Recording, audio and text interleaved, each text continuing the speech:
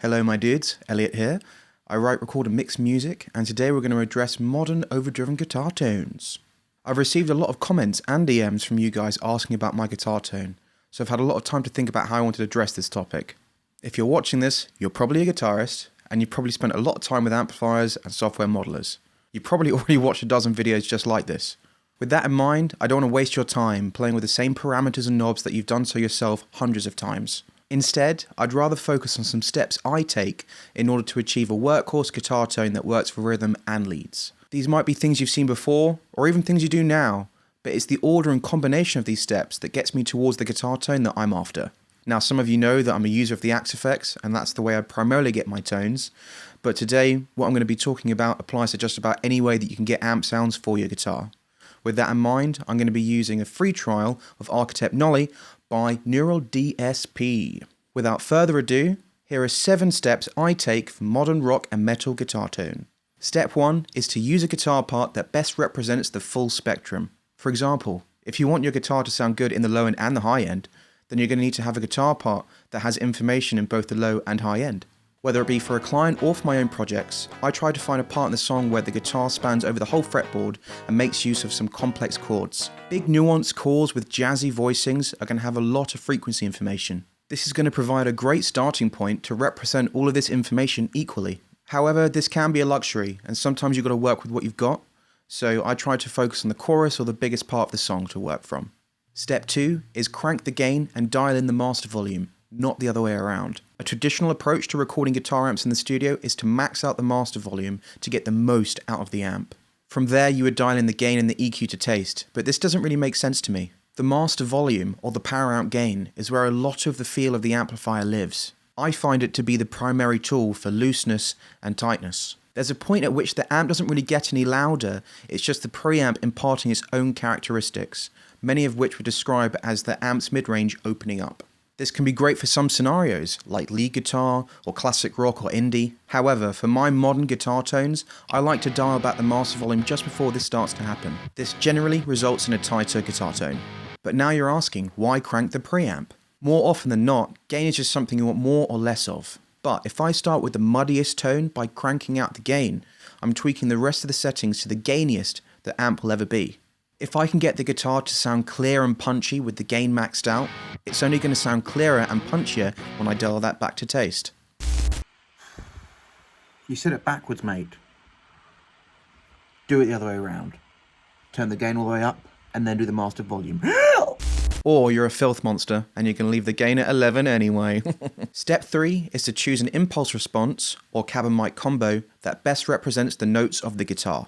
By this, I mean not a cab that is initially hyped and bright. These brighter cabinets can be very pleasing to start off with, but later down the line I find them to be more noisy than anything. In post, I'll be pulling frequencies out and adding frequencies back in to get rid of and then compensate for this deceivingly harsh brightness. Instead, I like to choose impulse responses that focus on the fundamental of the guitar, i.e. where the meat of the guitar lives. For me, this means looking for strong note definition and clarity in the 200 to 900 Hz range.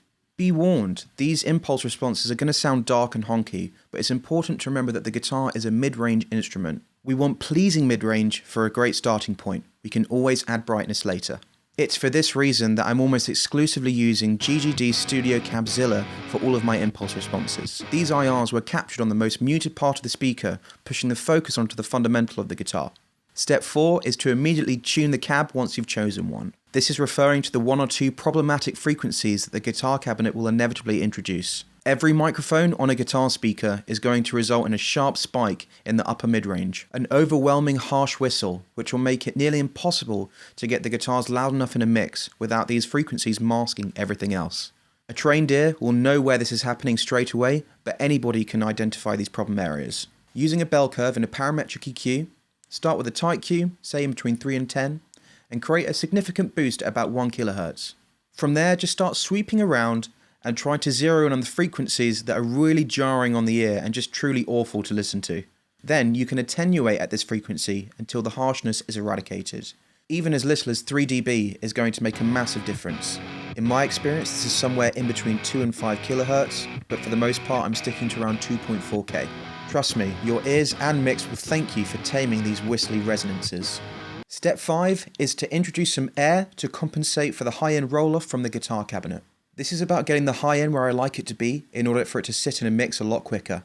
There's a certain level of sheen and air that a lot of commercial mixes have. I like to address this early on so my ears don't get acclimatized to the darker guitar tone that the guitar cabinet is going to impart.